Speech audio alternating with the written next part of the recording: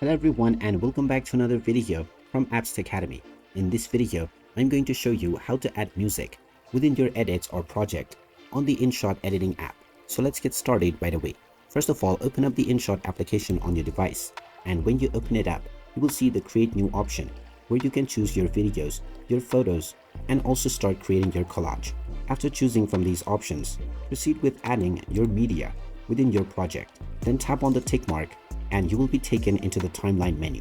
From this page, if you wish to add music to your timeline, just tap on the audio option. This will now open up the audio menu.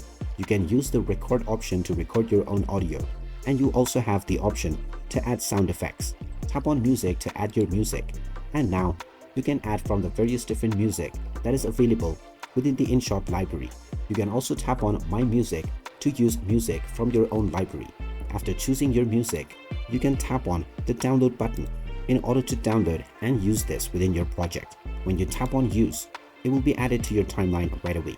And now you can trim or slide to adjust the location, and you may also change the volume level if you wish from the volume option. Once your editing is done, you can proceed forward with exporting by using the export button. And there you have it. That is how easy it is to add a music within your edits on Inshot.